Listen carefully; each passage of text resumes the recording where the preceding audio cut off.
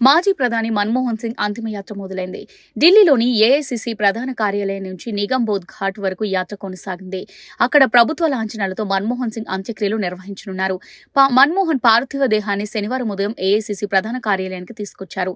Party నేతలు, కార్యకర్తలు నివాళులర్పించే నిమిత్తం అక్కడ ఉంచారు. పార్థివ దేహం వద్ద సింగ్ సతీమణి గురుశరణ్ సింగ్, ఆయన కుమార్తె, కాంగ్రెస్ అధ్యక్షుడు మల్లికార్జున ఖర్గే, సోనియా గాంధీ, రాహుల్ గాంధీ తదితర నేతలు అంజలి ఘటించారు. తెలంగాణ ముఖ్యమంత్రి రేవంత్ రెడ్డి, ఎంపీ మల్లు రవి నివాళులర్పించారు. మన్మోహన్ సింగ్ మృతికి అమెరికా అధ్యక్షుడు జో బైడెన్ సంతాపం తెలిపారు.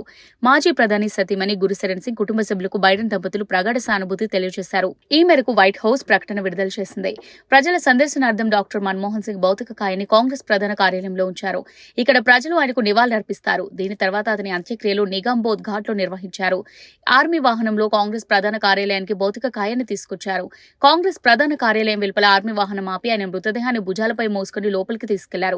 ఇక్కడ గంట పాటు కాంగ్రెస్ నాయకులు, కార్యకర్తలు నివాళులర్పిస్తారు. ప్రస్తుతం రాహుల్ గాంధీ, పి చిదంబరం, మల్లికార్జున్ ఖర్గే, ప్రియాంక గాంధీ, అజయ్ మాకెన్ సహా పలువురు నేతలు కాంగ్రెస్ కార్యాలయంలో ఉన్నారు. ఆయన చివరి దర్శనం ప్రారంభమైన నేపథ్యంలో పలువురు నేతలు మన్మోహన్ సింగ్ కు నివాళులర్పించారు.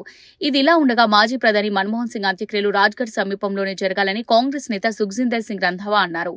ప్రధాన మంత్రులందరి అంత్యక్రియలు రాజ్ఘాట్ దగ్గర జరిగినట్టే ఆయన అంత్యక్రియలు జరగాలని ఆయన కోరారు.